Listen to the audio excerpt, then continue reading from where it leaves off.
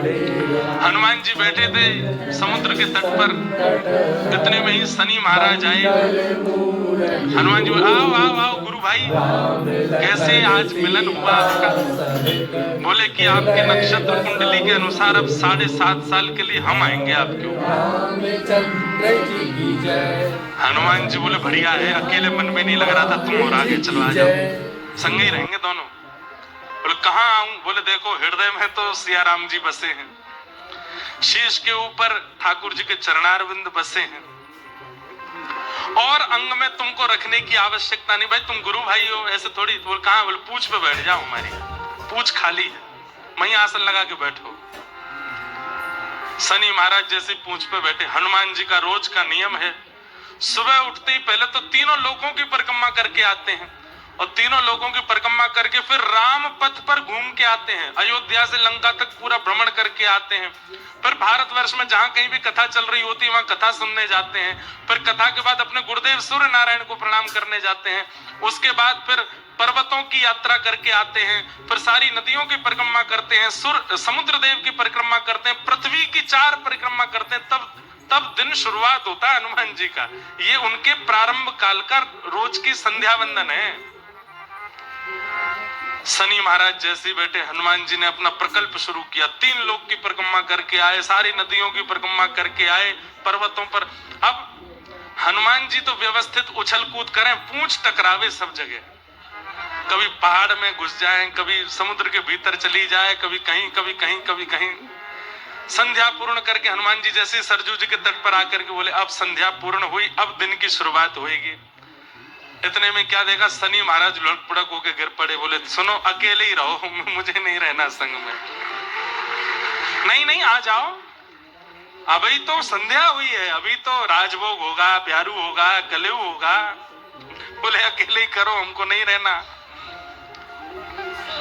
तो हनुमान जी बोले हे शनि महाराज, दुनिया में किसी के भी पास जाएं तो पहले देख लीजिएगा, अगर जिह्वा पे राम नाम कृष्ण नाम बैठा हो तो उसके पास मत जाना, नहीं तो आप ऐसे ही दुखी हो जाओगे। और जिनकी जिह्वा पे कृष्ण राम बैठे हो उनको तो आशीष देना, उन पे तो कृपा करना। उनके जीवन में 7 वर्ष के लिए आने की आपको आवश्यकता नहीं है। कृष्ण ग्रह ग्रहितात्मा हमारे व्रज में गाते हैं, व्रज के नंद लाला राधा जी के सांवरिया, सब दुख दूर हुए जब तेरा नाम लिया। व्रज के नंद करताल बजा के गाओ, राधा जी के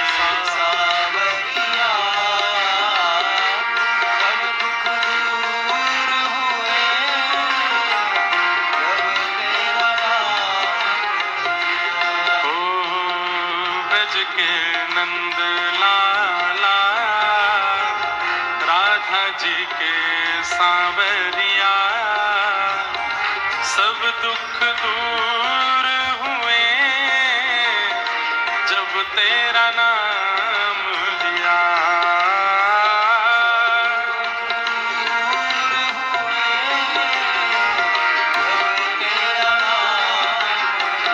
ओ सब दुख दूर हुए जब तेरा नाम लिया।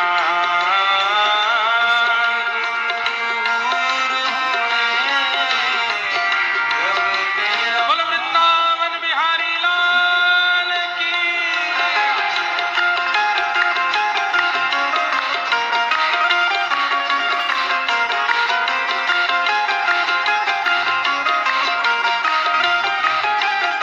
श्री रंगनाथ भगवान की, श्री राधा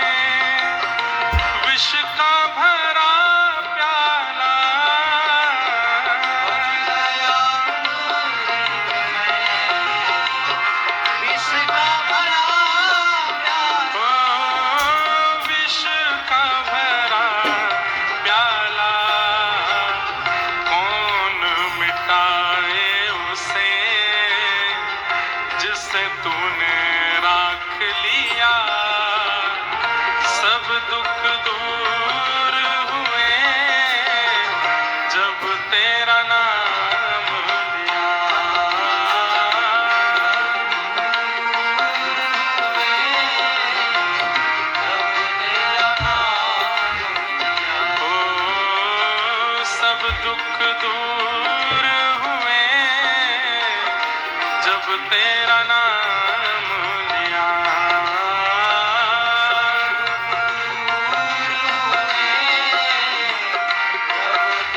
गाओ भाव से, ओ ब्रज के नंद लाला, राधा जी के सांवरिया, सब दुख दूर हुए जब तेरा नाम लिया।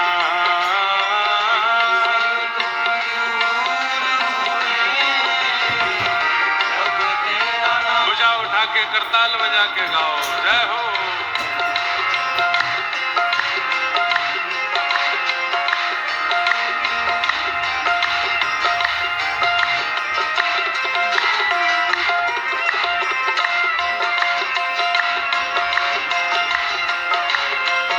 प्यारे राधा गिरधर लाल की जय।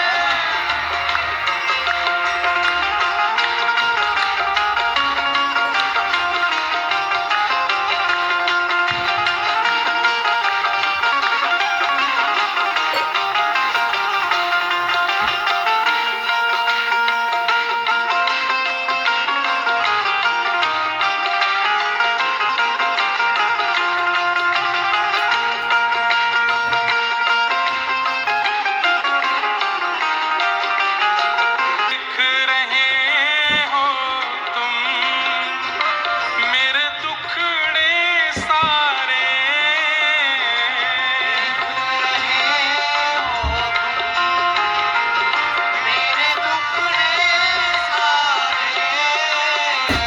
देख रहे हो तुम मेरे दुखड़े सारे,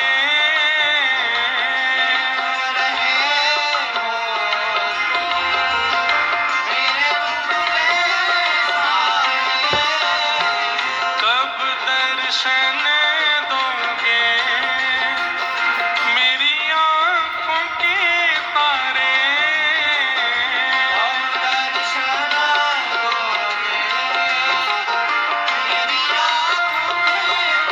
ओ मेरी आंखों के तारे, अधर पे मुरली है, कांधे पे कामरिया, सब दुख दूर हुए जब तेरा नाम लिया।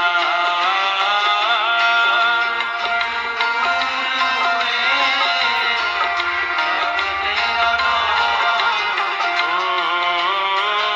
सब दुख दूर हुए जब तेरा नाम लिया।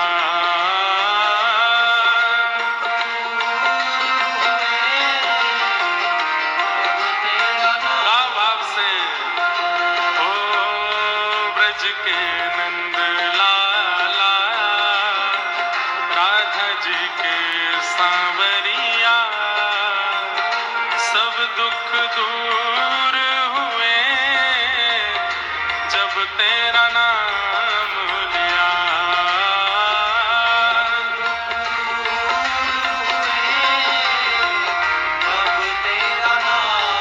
गोविंद मेरो है, गोपाल मेरो है,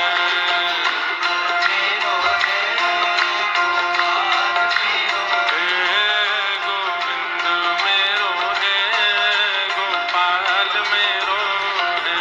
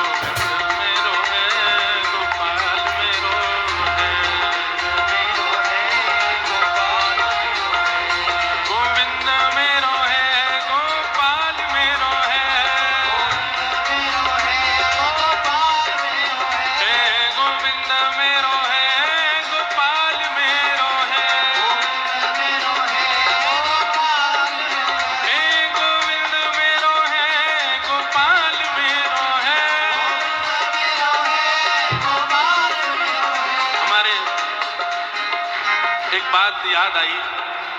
हमारे भारत में एक बहुत अच्छे वक्ता थे पूर्व में, उनका नाम था परम पूजनीय प्रातस्मरण। कथा में इस पद को गाते थे, गोविंद मेरो है गोपाल मेरो है। तो किसी व्यक्ति ने जाके कहा, बोले महाराज जी आप कीर्तन एक ही क्यों गाते हो कि गोविंद मेरो है गोपाल मेरो है, और भी तो कीर्तन है, आप उन्हें भी गाया कीजिए। आप कथा में हर दिन केवल यही गाते हैं, गोविंद मेरो है गोपाल मेरो है, क्यों?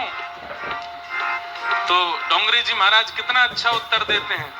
बोले मैं 35 साल से गा रहा हूं गोविंद मेरो है गोपाल मेरो है, तब तक गाता रहूंगा जब तक ठाकुर जी नहीं कहेंगे तू भी मेरो है और मैं तेरो हूं। अभी तक ठाकुर जी ने नहीं कहा डोंगरे मेरो है, मैं डोंगरे को हूं, तो जब तक नहीं कहेंगे तब तक मैं गाता ही रहूंगा। कहा गोविंद मेरो है गोपाल मेरो है, हाँ गोविंद मेरो है गोपाल मेरो है, हे गोविंद मेरो है गोपाल मेरो है, हे गोविंद मेरो है गोपाल मेरो है, हे गोविंद मेरो है गोपाल मेरो है, हाँ गोविंद मेरो है गोपाल मेरो है।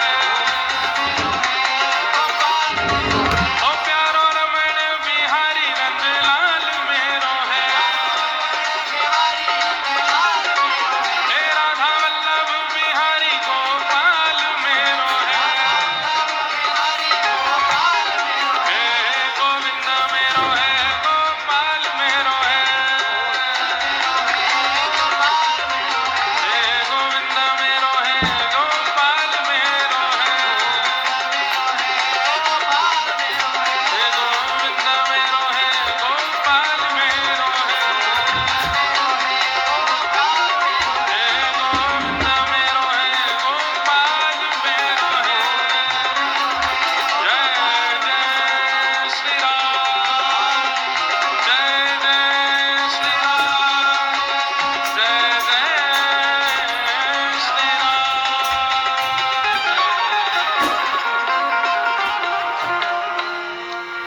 सब दुख दूर हुए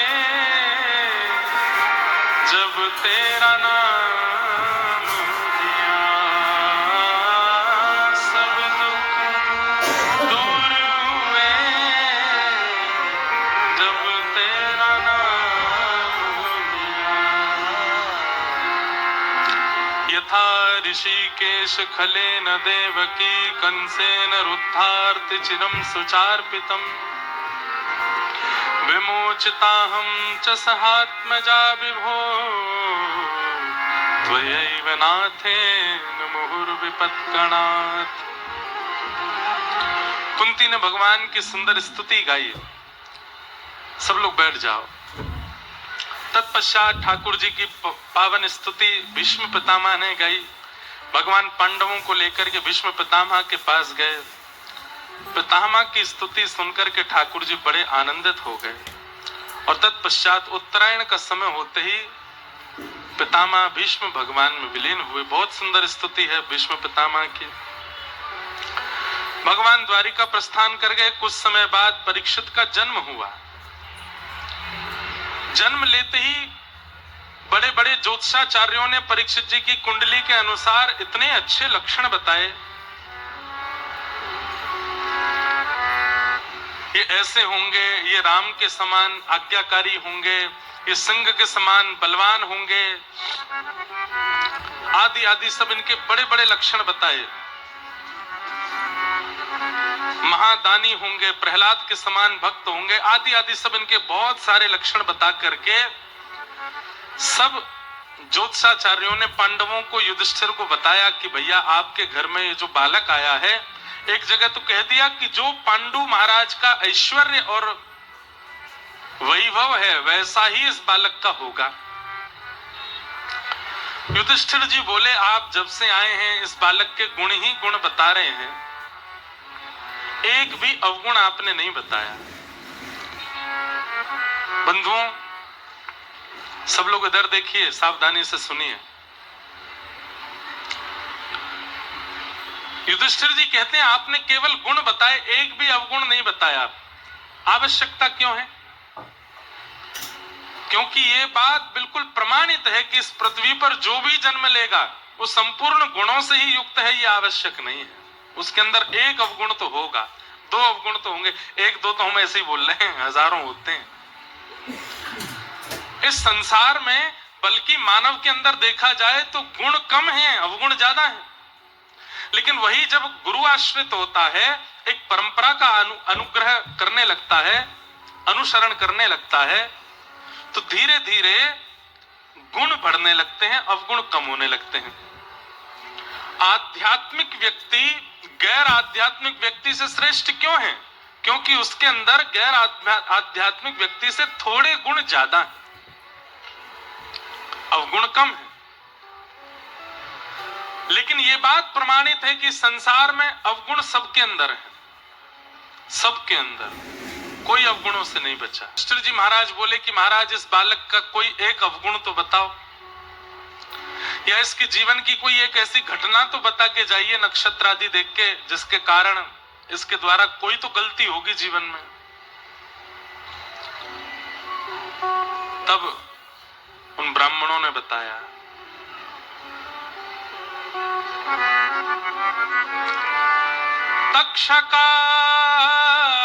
तक्षकादात्मनो मृत्युं द्विजपुत्रोपसर्जिता प्रपत्स्यत उपश्रुत्य मुक्त संग पदम हरे। कम से कम आगे बैठे हुए लोगों से तो हमारी प्रार्थना, भैया तुम तो यहीं देखो, पीछे वाले ध्यान से सुनते हैं, आगे वाले इधर उधर करते रहते हैं, ध्यान से सुनिए, बहुत अच्छे अच्छे भाव हैं।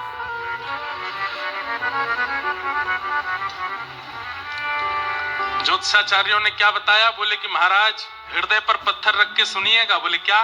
बोले आपके घर में जो ये बालक हुआ है, इसके अभी तक आपने गुण सुने, परंतु एक बात हम बता दें। बोले क्या? ये नहीं बताया कि इसका अवगुण क्या है, ये बताया कि इसकी मृत्यु तक्षक सर्प के दंशन से होगी। और ये बात प्रमाणित है कि सर्प दंशन, और उसमें भी तक्षक सर्प का दंशन, ये किसी वैष्णव ब्राह्मण के अपराध से ही होता है। आपने कभी किसी ब्राह्मण वैष्णव का कोई अपराध किया तो तक्षक सर्प डसेगा। महाराज आपके इस बालक की तक्षक सर्प के दंशन से इतने में ही समझ गए युधिष्ठिर, इसका मतलब ये ब्राह्मण का अपमान करेगा, इसका मतलब हमारे वंश का ये बालक वंशधर किसी वैष्णव का, विद्वान का, श्रेष्ठ का अपमान करने वाला है। बोले महाराज ये तो होगा, लेकिन आप बिल्कुल निश्चिंत रहिएगा। बोले क्यों? प्रपत्स्यत उपश्रुत्य मुक्त संग पदम हरे। तक्षक सर्प के दंशन से मृत्यु तो होगी, सर्प दंशन से मरने वाले व्यक्ति को मुक्ति नहीं मिलती। और केवल सर्प ही नहीं, किसी भी प्रकार के अन्य जीव के द्वारा हिंसा प्राप्त होने पर अगर किसी को मृत्यु होती है तो उसकी मुक्ति नहीं होती। तक्षक सर्प के दंशन से मृत्यु होगी, इसका मतलब मुक्ति नहीं मिलेगी। लेकिन तभी ब्राह्मणों ने कहा ये निश्चिंत हो जाइएगा, काटेगा इसको तक्षक सर्प ही, मरेगा ये उसी से, पर इसको मुक्ति मिलेगी। कैसे मिलेगी? बोले एक आचार्य इसके जीवन में आएंगे और वो आकर के अपने सुंदर वाणी से प्रवचन सुना करके इसको मुक्त करके जाएंगे, इसको मुक्ति दिला के जाएंगे। कहने का अभिप्राय समझे, सर्प दंशन भी मुक्ति में बाधा बन जाता है। मुक्ति की कई बाधाएं हैं, मुक्ति होने में कई बाधा बन जाती हैं, लेकिन यदि एक आचार्य आपके ऊपर विराजमान है तो वे आचार्य हर प्रकार की बाधाओं से निकाल के मुक्ति प्रदान करा ही देंगे। मुक्ति मतलब ठाकुर जी की प्राप्ति करा ही देंगे। इसके जीवन में एक ऐसे आचार्य आएंगे जिनकी कृपा से इसको मुक्ति मिलेगी, इसलिए आप निश्चिंत रहो। ब्राह्मणों ने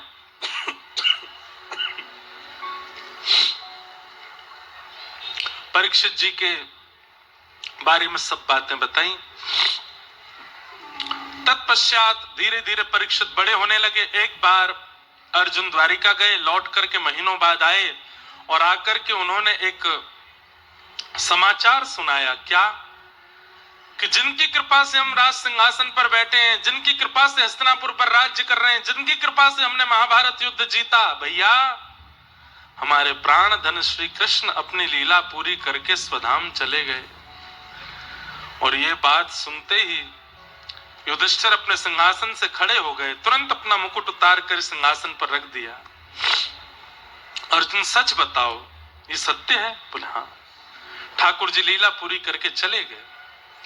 और ये बात सुनते ही पांडवों ने परीक्षित को राज्य गद्दी पर बिठा दिया। कहते हैं कुंती बुआ ने तो उसी समय प्राण त्याग दिए जैसे ही सुना कि कृष्ण अपनी लीला पूरी करके चले गए। और पांचों पांडव द्रौपदी के साथ स्वर्गारोहण को प्रस्थान कर गए।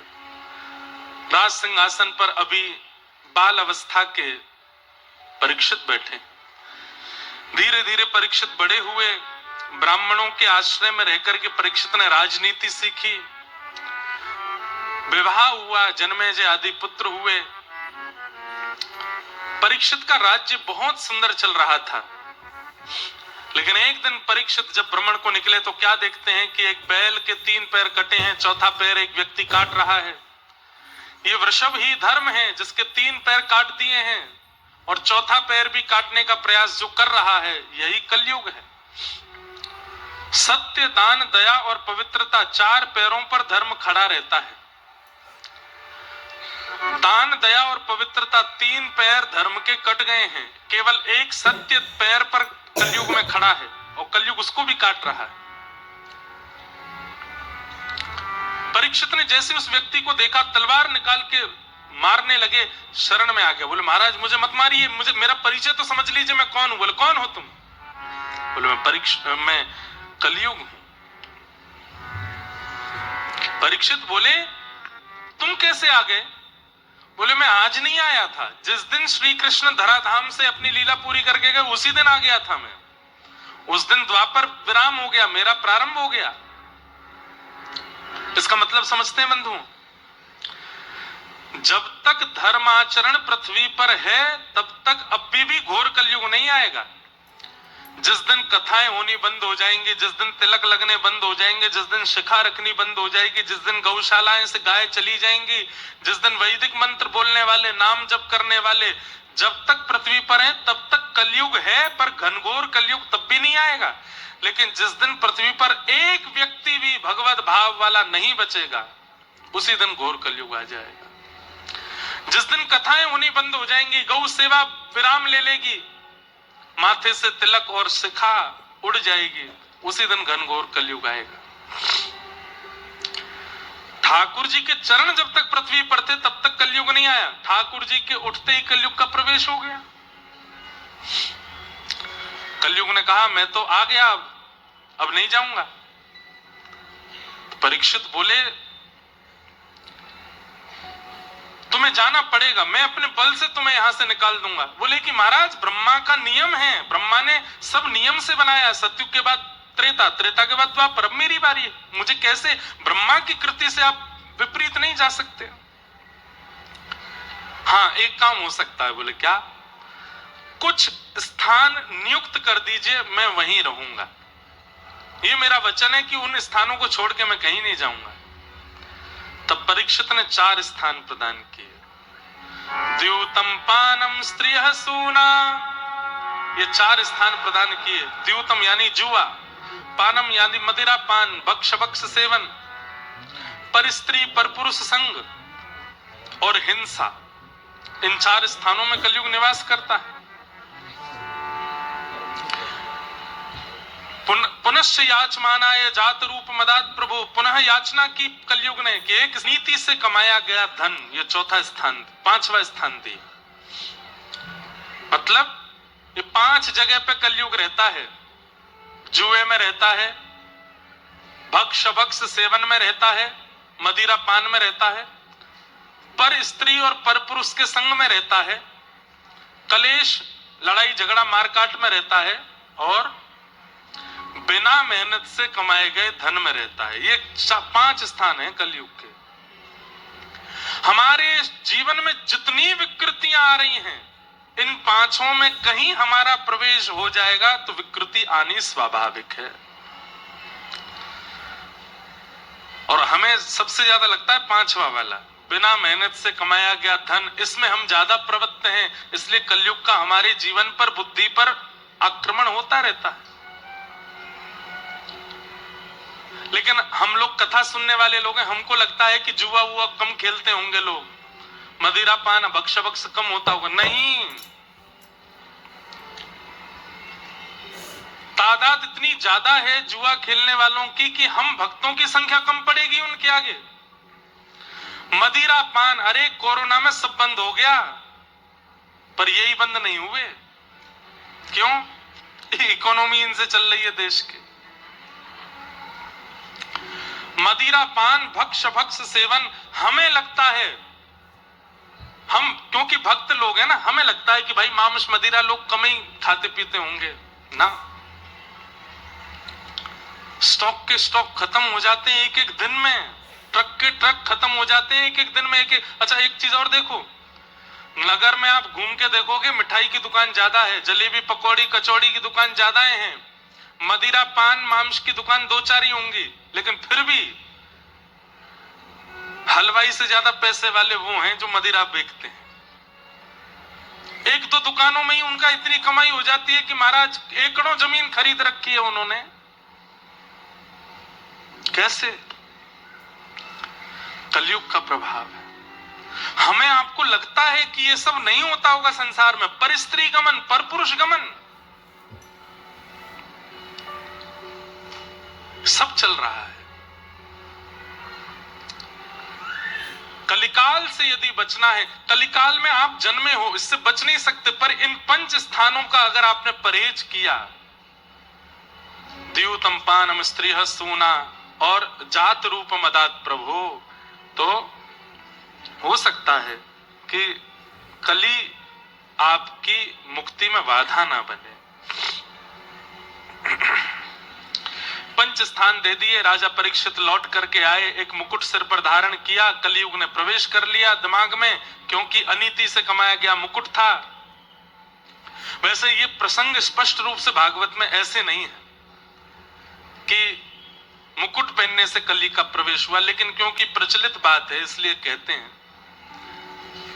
कि जैसे मुकुट धारण किया तो कली ने प्रवेश कर दिया। और राजा परीक्षित आखेट को वन में गए, जाकर के वहां पर शमीक ऋषि के आश्रम पर जल याचना करने लगे, लेकिन ऋषि तप में बैठे थे तो जल नहीं पिलाया। इस अपमान के कारण मरा हुआ सर्प गले में डाल दिया। मैं जल की याचना कर रहा हूं और ये ध्यान, अपने ध्यान में बैठे हैं, तप में बैठे हैं। मैं कथाओं में कहा करता हूं बंधुओं, कलयुग जीवन में आएगा तो सबसे पहले किस रूप में उसके लक्षण दिखाई देंगे? सब लोग इधर देखिए, ध्यान से सुनिए। कलयुग जीवन में आएगा तो उसका सबसे पहला लक्षण क्या है? नामनिष्ठ, भजननिष्ठ, धामनिष्ठ, वैष्णव भक्त ब्राह्मण, उनके प्रति हंसी आना, उनके प्रति पाखंड की स्थिति बनना। अरे देखो ये तो पाखंडी हैं, भजन भजन कुछ करते नहीं है, हमें दिखाने के लिए कर रहे हैं, ऐसी भावना चित्त में आना, तो समझ जाइए कि अब कलयुग आ गया आपके अंदर। क्यों? भजन, साधन, नाम जप, कथा, क्रिया, ये आपको पाखंड लगता है? समझो कलयुग आ गया। कली का आगमन इस बात का द्योतक है। शमीक ऋषि के गले में मरा हुआ सर्प डाल करके राजा परीक्षित वहां से चले गए। उनके पुत्र ने यह दृश्य देखा और तुरंत हाथ में जल लेकर के शाप दे दिया। शाप देता हूं, राजा परीक्षित ने मेरे पिता का अपमान किया, 7 दिन बाद तक्षक सर्प डसेगा और इसकी मृत्यु हो जाएगी। राजा परीक्षित को शाप दे दिया। यहां परीक्षित लौट करके आए, जैसे मुकुट उतार करके धरा, गौरमुख नाम के शिष्य ने आकर के समाचार दिया कि आपको 7 दिन में मरने का शाप लगा है। तुरंत परीक्षित बोले ये तो होना ही था, मुझसे अपराध जो हुआ। अपने पुत्र जन्मेजय को राज्य गद्दी पर बिठा करके, बंधुओं एक बात बताइए, कलयुग में मानव का सबसे बढ़िया गुण कौन सा है बताओ? कलिकाल में मानव का सबसे श्रेष्ठ गुण क्या है? अपने अवगुण को स्वीकार करना, यह मानव का सबसे बढ़िया गुण है। और सबसे बढ़िया दुर्गुण क्या है? अपने अवगुणों को छुपाए रखना, उसको कभी स्वीकार ना करना। अवगुण करते भी रहना और कोई कह दे, टोक दे, आए तुम ऐसा करते हो ना, उसको अस्वीकार करना, यह सबसे बड़ा दुर्गुण है उसका। व्यक्ति को पाप मार्ग पर अग्रसित कर देंगे अगर वो दुर्गुणों को छुपाए रखेगा, स्वीकार नहीं करेगा, अपने अंदर रहने देगा। लेकिन व्यक्ति उसी समय सद्मार्गी हो जाएगा जब वह अपने अवगुणों को स्वीकार कर देता। हाँ, मेरे अंदर ये अवगुण है, मैं ऐसा हूं और मुझे इसे ठीक करना है। भाई, रोग, अब शरीर को कोई रोग लग गया, खांसी हो गई किसी को, अब 10 दिन 15 दिन 1 महीना 2 6 महीने से खांसी चल रही है। घर का कोई व्यक्ति कहे भाई तू बहुत खांसता है, इलाज कर। नहीं नहीं, ये तो ऐसे ठसका आ रहा है नहीं, अरे नहीं ऐसा कुछ नहीं है नहीं। साल 1.5 साल बाद जब चेकअप कराया जाता है तो पता चलता है कि गंभीर रोग है भीतर। उसी समय स्वीकार कर लिया होता तो इसका इलाज भी हो जाता और मृत्यु को प्राप्त भी नहीं होता। ठीक वैसे ही हम सबके अंदर अवगुण होते हैं, काम का, क्रोध का, लोभ का, ईर्ष्या का, अवनिवेश का। लेकिन अगर हमें कोई टोक देता है तो हम उसको स्वीकार नहीं करते। हमसे कोई कहते भैया तुम थोड़े लालची लगते हो, हम तू होगा लालची, तेरे पिताजी होंगे लालची, तेरी माताजी होंगी लालची, मुझसे क्यों कहता है? नहीं स्वीकार किया। हाँ, कोई जानबूझ के कहे तो मत स्वीकार करो, पर आपको तो पता है ना कि आपके अवगुण क्या है। अवगुण का स्वीकारीकरण मानव का सबसे बड़ा गुण है, वही उसको सुधारता है। फिर वो स्वीकार कर ले कि हाँ मुझ में ये अवगुण है और मुझे ये ठीक करना है, उसी दिन से वो ठीक होना शुरू हो जाता है। परीक्षित ने स्वीकार किया कि मैंने अपराध किया है, अपने पुत्र जन्मेजय को राज्य गद्दी पर बिठा के चले गए और वन में जाकर के संतों से कहा, जिसके जीवन के केवल 7 दिन बचे हैं उसको अपनी मुक्ति के लिए क्या करना चाहिए, कृपा कर मुझे बताओ।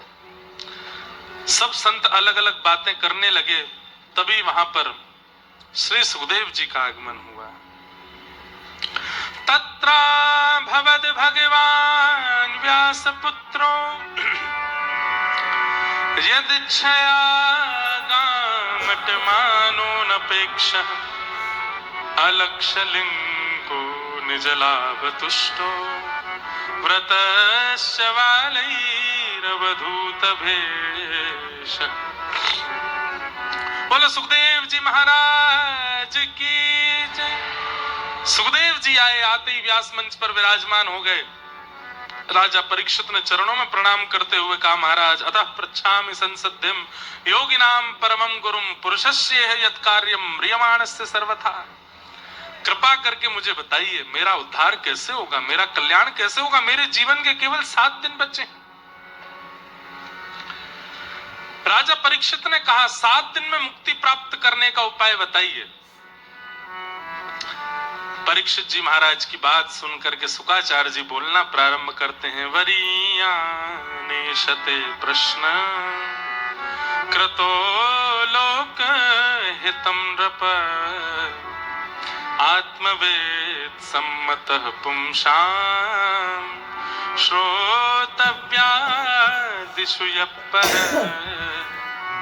राजन बहुत ध्यान से सुनिएगा। मुक्ति प्राप्त करने वाला व्यक्ति पुनः मुक्ति की याचना कर रहा है, ये सुनकर के मुझे आश्चर्य हो रहा है। कैसे? मैंने मुक्ति कब प्राप्त की? बोले भाई तुम पहले ऐसे बालक हो जिसने जन्म बाद में लिया है, ठाकुर जी का गर्भ में ही दर्शन कर लिया था। जब तुम्हारी माँ के गर्भ को नष्ट करने के लिए अश्वत्थामा ने ब्रह्मास्त्र छोड़ा तो भगवान तुम्हारी माँ के गर्भ में तुमको रक्षा करने के लिए आए थे, तुम जानते हो इस बात को? बोले जी, ठाकुर जी ने अपनी चक्रा नाम की गदा घुमाई थी, मेरे को स्मरण में नहीं है, मैंने देखा नहीं, पर मैंने सुना है कि ठाकुर जी ने रक्षा की। तो सोचो, जिसने जन्म से पहले ही भगवान का गर्भ में दर्शन कर लिया हो, उसको मुक्ति की आवश्यकता क्या है? मुक्ति किसको मिलती है? जिसने एक बार भी भगवान का साक्षात्कार जीवन में किया हो, जिसने एक बार भी ठाकुर जी का अनुसंधान किया हो, जिसकी दृष्टि एक बार भी ठाकुर जी को देख चुकी हो, उसको मुक्ति निश्चित है। तुम्हें मुक्ति की इच्छा क्यों है? तुम तो पहले से ही मुक्त हो, और तुम फिर अब यह कह रहे हो कि मेरी मुक्ति कैसे होगी, कृपा कर मुझे बताओ। मुझे ये बात समझ नहीं आ रही है। लोक हित के लिए यह प्रश्न अच्छा है कि बाकी लोगों को मुक्ति कैसे मिलेगी, क्योंकि उन्होंने गर्भ में भगवत दर्शन नहीं किया। पर तुम अपने लिए अगर यह प्रश्न कर रहे हो तो यह प्रश्न उचित नहीं है। तो मैं क्या प्रश्न करूं? बोले तुम मुक्ति तो प्राप्त करने ही वाले हो, तुम तो ये प्रश्न करो कि नाथ मैं भक्ति कैसे प्राप्त करूं, मुझे भक्ति कैसे मिले। तो परीक्षित ने कहा कि मुक्ति और भक्ति में अंतर क्या है? बोले मुक्ति का मतलब मृत्यु के बाद भगवत दर्शन, और भक्ति का मतलब जीते जी भगवत दर्शन। मुक्ति तो तुमको मिलने ही वाली है, वैकुंठ तो तुम जाने ही वाले हो, ठाकुर जी तुमको स्वीकार कर ही चुके हैं। लेकिन सौभाग्य तुम्हारा तब होगा जब ठाकुर जी नीचे आए तुम्हारे लिए, ये तुम्हारा सौभाग्य होगा। भक्ति मांगो, मुक्ति नहीं। मुक्ति तो तुम्हें प्राप्त हो ही चुकी है। बंधुओं, हम सबकी भी यही धारणा हो, मुक्ति तो हमारे जीवन में निश्चित है ही मिलेगी, क्योंकि हम कथा सुनते हैं, ठाकुर जी का भजन करते हैं, राम नाम जपते हैं, मिले नहीं मिले लेकिन हमें विश्वास है मिल ही जाएगी। लेकिन उससे पहले भक्ति की इच्छा हो कि नहीं, मुक्ति तक प्रतीक्षा थोड़ी करूंगा मैं अपने अंतिम श्वास तक प्रतीक्षा थोड़ी करूंगा।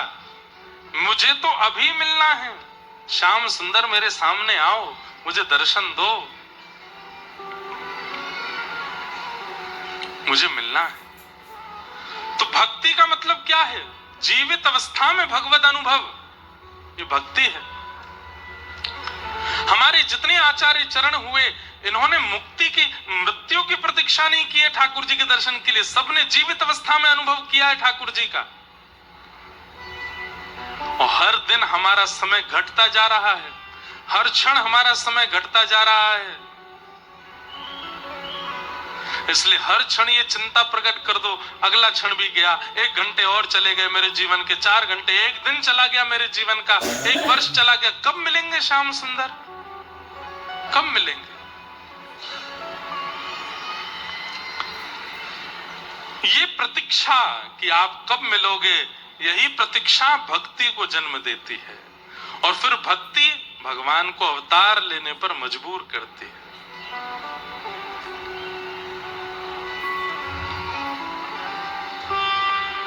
राधिका किशोरी संग रमण तुम्हारा, मुझको दिखा दो कभी ऐसा नजारा। राधिका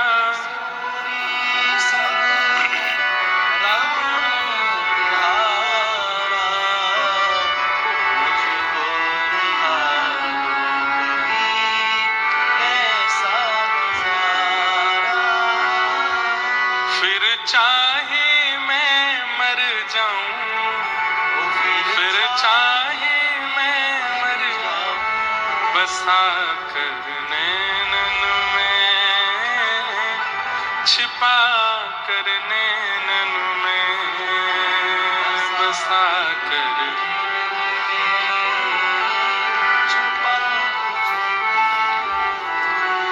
हमारा केवल यही भाव है नाथ, मुक्ति दीजिएगा नहीं दीजिएगा आपकी इच्छा पर निर्भर करता है, पर जब तक हम जीवित हैं, हमारी जीवित अवस्था में हमारे कर्म स्वभाव इतने पवित्र शुद्ध हो जाएं कि उसके प्रभाव से आपका एक बार तो साक्षात्कार हमको हो जाए, एक बार तो आपका दर्शन हमको हो जाए, एक बार तो हम आपका अनुभव कर लें। नाथ भक्ति की कामना करो। तुरंत परीक्षित जी ने चरणों में प्रणाम करते हुए कहा, नाथ अब मुझे मुक्ति की इच्छा नहीं है, कृपा करके अब बताइए कि मुझे भक्ति कैसे प्राप्त हो, और मेरे जीवन के 7 दिन बचे हैं, वो 7वां दिन आवे उससे पहले पहले मुझे भगवत अनुभव कैसे होगा, कृपा कर अब ये मुझे बताओ। तब परीक्षित जी बोले, तब सुखदेव जी बोले, अब तुमने सही प्रश्न किया, अब मैं तुम्हें कथा सुनाता हूं। और यहां से श्री सुखदेव जी महाराज सुनाना प्रारंभ करते हैं। सृष्टि का प्रसंग सुनाया। सृष्टि प्रसंग श्रीमद् भागवत के चतुश्लोकी स्वरूप का वर्णन करते हुए उद्धव विदुर संवाद। अब हम प्रसंगों का स्पर्श और थोड़ा उनका भाव कहते हुए चलेंगे। उद्धव विदुर संवाद सुनाया, फिर विदुर मैत्रेय संवाद सुनाया। विदुर जी महाराज मैत्रेय मुनि से जाकर के प्रश्न करते हैं, महाराज सुखाय कर्माणि करोति लोको नते सुखम वान्यदुपारमं वा विन्देत भूयस्तद एव दुःखम यदत्र युक्तं भगवान वदेन्न। बहुत सुंदर प्रश्न है, अगर आप लोग ध्यान से सुनो तो। इस संसार में हर व्यक्ति सुख के लिए भाग रहा है, हर व्यक्ति सुख के लिए कर्म कर रहा है। चाहे वो 200 रुपए की मजदूरी करने वाला व्यक्ति हो, चाहे 200 करोड़ का टर्नओवर करने वाला व्यक्ति हो, हर व्यक्ति की चाह यदि पूछी जाए तो एक ही है, बोले क्या? सुख मिले। चाहे 2 कमरों के फ्लैट में रहने वाला व्यक्ति हो, चाहे 200 कमरों के महल में रहने वाला व्यक्ति हो, दोनों की इच्छा एक ही है, क्या? सुख मिले। रूखी रोटी खाने वाला व्यक्ति हो या 56 भोग खाने वाला व्यक्ति हो, सबकी इच्छा एक ही है, सुख मिले। लेकिन ना तो 2 रोटी सूखी खाने वाले को सुख मिल रहा है, ना 56 भोग खाने वाले को मिल रहा है। ना 2 कमरे के फ्लैट में रहने वाले को सुख मिल रहा है, ना 200 कमरे के महल में रहने वाले को सुख मिल रहा है। तो फिर व्यक्ति कर्म कर ही क्यों रहा है जब सुख ही नहीं मिलता? तो सुखाय कर्माणि करोति लोको नते सुखम वान्यदुपारमं वा विन्देत भूयस्तद एव दुःखम यदत्र युक्तं भगवान वदेन्न। मैत्रेय मुनि से प्रश्न कर रहे हैं विदुर जी महाराज।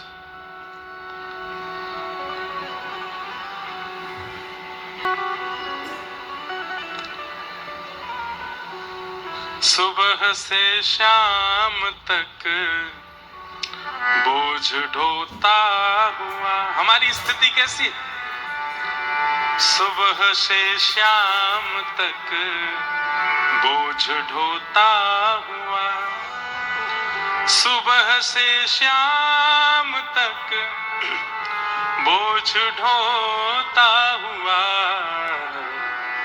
चैन खोता हुआ, बार बार आदमी हर तरफ है जगह, बेशुमार आदमी फिर भी तन्हाइयों का शिकार आदमी, हर तरफ हर जगह बेशुमार आदमी, हर तरफ हर जगह। सब दुखी हैं संसार में, सब मेहनत कर रहे हैं, लेकिन फिर भी सुख नहीं मिल रहा किसी को भी। तो ये प्रश्न है हमारा कि जब इतनी मेहनत करने के बाद भी सुख नहीं मिलता तो हम कर्म करते ही क्यों हैं? हमें कर्म करने की आवश्यकता ही क्यों है? आप लोग अपने जीवन को थोड़ा सा रिवर्स करके देखिए एक बार। जब स्कूल में थे तो क्या लगता था? बोले 12th पास हो जाए फिर तो मेरी मौज ही मौज है। 12th पास करने के बाद कॉलेज आ गया, अब कॉलेज में लग रहा है बस ग्रेजुएशन हो जाए फिर तो मेरी मौज ही मौज है। ग्रेजुएशन हो गई, अब जॉब लग जाए फिर तो मेरी मौज ही मौज है। जॉब लग गई, अब मेरी सैलरी तो बढ़े तब तो मौज आवे। सैलरी भी बढ़ने लगी, अब इस सैलरी को इकट्ठा करके घर खरीदना फिर तो मेरी मौज है। घर खरीद लिया, एक सुंदर सी कन्या से ब्याह हो जाए फिर तो मेरी मौज है। ब्याह भी हो गया, ज्वालामुखी आई घर में। ब्याह के प्रथम वर्ष पत्नी चंद्रमुखी, दूसरे वर्ष सूर्यमुखी, और फिर जीवन भर ज्वालामुखी। और पतिदेव हो जाते हैं अंतर्मुखी। तो बस एक पुत्र हो जाए घर में फिर तो मौज है। पुत्र हो गया, एक पुत्री हो जाए मौज, इनके ब्याह हो जाए फिर मौज है। मौज करते करते करते सोचते सोचते एक दिन बेचारे खुद ही राम नाम सत्य है, गोविंद नाम सत्य है, गोपाल नाम सत्य है, मौज नहीं आई जीवन में। व्यक्ति ने हर दिन सोचा था कि इसके बाद मेरी जीवन में खुशी आएगी, आनंद आएगा, सुख आएगा, पर नहीं आता। वो जैसे ही उस स्थिति में पहुंच भी जाता है तो वहां जाते ही सामने दिखाई देता है, ओहो एक ही लहर से लड़ा था, सामने तो सुनामी है, नहीं बच पाता कोई भी। तो फिर हम कर्म ही क्यों कर रहे हैं? जब दुख ही आना है तो, सुख मिलना नहीं, तो फिर कर्म क्यों कर रहे हैं? इसका उत्तर देते हुए क्या कहते हैं? बोले सेयम भगवतो माया, ये भगवान की माया है। अगर व्यक्ति को एक क्रिया करने पर जो वो चाहता है वैसा सुख मिल गया तो वो पुनः परिश्रम करके और आगे नहीं बढ़ेगा, वहीं रुक जाएगा, वहीं स्थिर हो जाएगा। और वहीं स्थिर हो जाएगा तो संसार कैसे चलेगा? इसलिए ठाकुर जी क्या करते हैं, जैसे अभी गर्मियां शुरू हो जाएंगी कुछ दिनों में, तो फिर लू चलेगी, गर्म लू, लपटें उड़ेंगी। और महाराज वो इतनी गर्म लगती हैं, इतनी पीड़ा देती हैं, लेकिन उस लू भरी हवा में कभी कभी घने बादल आ जाते हैं तो एक ठंडी हवा आती है, और वो भयंकर गर्म हवा में जब ठंडी हवा स्पर्श करती है, आहा कितना अच्छा लग रहा है। लेकिन वो कितनी देर के लिए आती है? थोड़ी देर के लिए। ऐसे ही हमारा जीवन है, जीवन में लू ही चलनी है, लू की ही प्यार आनी है। बीच बीच में ठाकुर जी ठंडी हवा की थोड़ी सी एक झोंका देकर के हम लोगों को आश्वासन दे देते हैं, बोले नहीं नहीं सुख भी है, करो तो सही, मेहनत आएगा, लेकिन आता नहीं है, आता ही नहीं है। इसका उत्तर वैसे है क्या? सुख आएगा कैसे? एक बात बहुत ध्यान से सुनो सब लोग, यहां देखो, सुख आएगा कैसे? हम लोग क्या सोचते हैं कि बहुत सामग्री इकट्ठा करने से, बहुत कुछ जीवन में लेने से, बहुत उपलब्धियां प्राप्त करने से, बहुत संपर्क बना लेने से शायद जीवन में सुख आता है। नहीं, जितने अकेले हो उतने खुश हो, उतने प्रसन्न हो। मतलब त्यागात शांति अनंतरम। जितना त्याग करोगे, जितना छोड़ते चलोगे, जितना अकेले रहने का प्रयास करोगे, उतने सुखी हो। भैया देखो, माताएं बहनें हाथ में चूड़ियां पहनती हैं, वो एक के बाद दो भी अगर हो जाती हैं तो भी बचती हैं, तो भी आवाज आती रहती है। और वहां इतनी सारी पहनने तो बचती ही रहेंगी। हम लोग ऐसे ही, लेकिन वही चूड़ी अकेली रह जाए, एक कंगन हाथ में रह जाए तो फिर स्वर नहीं आता। इसका मतलब क्या है? व्यक्ति व्यवहार में ऐसा दिखाए कि वो सबका है और सब उसके हैं, लेकिन अंतर्भाव से बिन गोपाल को नहीं अपनों जासों की रति रही है। ये सब तो केवल व्यवहार है, सब तो केवल आडंबर नाटक है कि भाई तू भी मेरो, तू भी मेरो, तू भी मेरो, पर वास्तव में तो केवल गोपाल जी मेरे और कोई मेरा नहीं। वो व्यक्ति सबसे ज्यादा सुखी है, जिसके संपर्क कम है, जो हर चीज में थोड़ा कम ही है, वही सुखी है। जो हर चीज में निपुण है, विस्तार भी खूब है, व्यापार भी खूब है, धन भी खूब है, संपर्क भी खूब है, दिखता है कि वो सुखी है, उससे ज्यादा डिप्रेस्ड व्यक्ति कोई नहीं होता। वो बहुत दुखी होता है, बहुत परेशान होता है। इसलिए बंगाली भाषा में कहते हैं, जोरी तोरो दक्ष ने क्यों माया से तोबे एकला चलो रे, अकेले चलो, अकेले रहो, मन से अकेले ही रहो। सबको दिखाओ कि हाँ तुम उनके हो, लेकिन किसी को स्वीकार मत करो, तो सबसे ज्यादा सुखी हो। त्यागात शांति अनंतरम। जितना कम सामान रहेगा उतना सफर आसान रहेगा। जीवन के सफर में जितना हो सके अकेले रहो। आगे विदुर मैत्रेय संवाद चलता रहा। तत्पश्चात सृष्टि प्रसंग, और उसमें स्वयंभू मनु शत्रुपा के 3 पुत्री और 2 पुत्र, प्रियव्रत उत्तानपाद, आकुति देवहूति प्रसूति। देवहूति माता का विवाह कर्दम ऋषि के साथ में हुआ।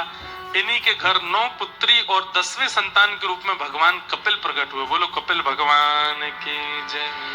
कपिल भगवान ने सांख्य शास्त्र का निरूपण करते हुए ज्ञानोपदेश दिया मैया को और मैया के अनेक प्रश्नों के उत्तर देते हुए कपिल भगवान ने मधुरतम सांख्य शास्त्र सुनाया। तत्पश्चात भगवान के बाल भक्त श्री ध्रुव जी की कथा आती है। एक छोटे से भक्त हैं ठाकुर जी के, जिनका नाम है ध्रुव। अपने पिता की गोद में बैठने की इच्छा हुई, लेकिन पिता ने छोटी पत्नी के गर्भ से जन्मे बालक उत्तम को गोद में बैठा रखा था और छोटी मां ने बैठने से मना कर दिया। कह दिया कि अगर पिता की गोद में बैठना है तो वन में जाकर के भजन करो, ठाकुर जी प्रसन्न होकर वरदान मांगने को कहें तो कहना मैं छोटी मां के गर्भ से जन्म लूं। ध्रुव जी महाराज रोते हुए मां के पास आए। मां को जब पता चला कि छोटी मां ने डांटा है तो ध्रुव जी को समझाया, बेटा उन्होंने डांटा नहीं बल्कि तुम्हें भगवत आश्रय लेने के लिए प्रेरित किया है। मैं तो तुझे सत्संग में ले जाती हूं, लेकिन छोटी मां ने तो स्पष्ट कह दिया भगवान के पास जाओ। बेटा जो भगवत मार्ग दिखावे वो शत्रु नहीं होता, वो तो गुरु होता है। ध्रुव जी को ऐसे समझाया कि 5 वर्ष के ध्रुव जी छोटी सी अवस्था में ही वन में चले गए। नमो भगवते तुभ्यं वासुदेवाय धीमहि प्रद्युम्नाय अनिरुद्धाय नमः शंकर्षणाय च। ध्रुव जी महाराज को ज्ञान उपदेश दिया। नारद जी महाराज ने 12 अक्षर मंत्र प्रदान किया। 5 महीने तक ध्रुव जी ने भगवान का भजन किया। प्रथम मास जैसे ही लगा है, ध्रुव जी महाराज बड़ी कठोरता से भगवान का स्मरण कर रहे हैं। बंधुओं, कठोरता से नहीं, मैं अपनी बात को स्पष्ट करूं, कठोरता से नहीं, उत्सुकता से। तप में कठोरता होनी चाहिए, तप में, भजन में, साधन में कठोरता होनी चाहिए, ये आवश्यक नहीं, उत्सुकता होनी चाहिए। उत्सुकता में और कठोरता में जमीन आसमान का अंतर होता है।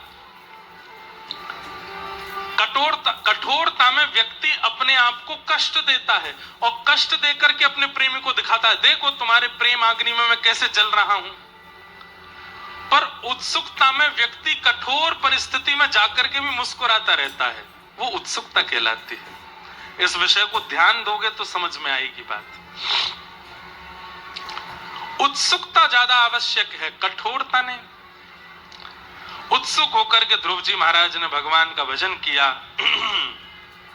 और 5 महीने में इतनी उत्सुकता का प्रमाण दे दिया कि 5 महीने में ठाकुर जी, सब देवी देवता ठाकुर जी के पास गए और जाकर के कहने लगे, नाथ अपने इस भक्त को दर्शन देने जाइए। ठाकुर जी बोले हम दर्शन देने नहीं जाएंगे। क्यों? बोले हम दर्शन करने जाएंगे, ध्रुव का दर्शन करने जाएंगे। और श्री गरुड़ पर विराजमान होकर के श्री ठाकुर जी ध्रुव जी के पास आए और आकर के श्री ध्रुव जी महाराज को दर्शन प्रदान किया। बोलो भक्त वत्सल भगवान की। ध्रुव जी ने भगवान की स्तुति गाई। योऽन्तः प्रविश्य मम वाचमिमां प्रसुप्तां संजीवयत्यखिल शक्तिधर स्वधाम्ना अन्यांश हस्तचरण श्रवणत्वगादीन् प्राणान् नमो भगवते पुरुषाय तुभ्यम्। ध्रुव जी महाराज अपनी स्तुति में कहते हैं कि व्यक्ति को अपनी प्रत्येक इंद्रिय से ठाकुर जी को आराधन करना चाहिए। क्यों? अरे भैया, हमारे नेत्रों में देखने की सामर्थ, कानों में सुनने की सामर्थ, हाथ में क्रिया की सामर्थ, सब सामर्थ ठाकुर जी ने प्रदान की। सामर्थ देने वाले को धन्यवाद ज्ञापन करना चाहिए। हमें किसी ने अगर अपनी गाड़ी दी हमारी जरूरत पड़ने पर, तो हम जीवन भर उसका एहसान नहीं भूलते। और ये बात याद रखिएगा, सबसे बड़ा पाप क्या है पता है? एहसान फरामोश, कृतघ्नता। आपकी किसी ने जरूरत पड़ने पर सहायता की और आपने फिर बाद में उसको ही बिसरा दिया, ये बहुत बड़ा पाप है। और ये हम सब कर रहे हैं इस पाप को। आप कहोगे कैसे? ठाकुर जी ने नेत्र दिए जिनसे हम पूरी दुनिया देखते हैं, पर इन नेत्रों से कभी ठाकुर जी को धन्यवाद कहा? इन कानों से पूरी दुनिया के स्वर सुनते हैं, पर इन कानों से कभी ठाकुर जी को धन्यवाद कहा? जीभ में बोलने की और स्वाद लेने की सामर्थ्य ठाकुर जी ने दी, पर जीभ से कभी धन्यवाद कहा? भुजा बल, चरण बल, बुद्धि बल, मन बल, सबको बलवान ठाकुर जी ने किया, लेकिन हमने कभी ठाकुर जी को धन्यवाद नहीं किया। ध्रुव जी महाराज क्या कह रहे हैं? अपने रोम रोम से ठाकुर जी को धन्यवाद कहो कि मेरी सामर्थ्य नहीं थी, या आपने कृपा की। किसी का जन्मदिन था, मेरा ही था समझो। एक बार हुआ भी है, सत्य घटना। एक बार हमारा जन्मदिन था, विदेश में थे कहीं, तो बहुत सारे लोगों ने बहुत सारा गिफ्ट दिए। एक मैया ने चश्मा दिया, किसी ने जूते दिए, किसी ने घड़ी दी, किसी ने जैकेट दी, किसी ने कुछ दिया। तो एक भैया मुझसे बोले, आज सबसे बढ़िया तोहफा आपको किसने दिया? तो तब मैं 22 वर्ष का हुआ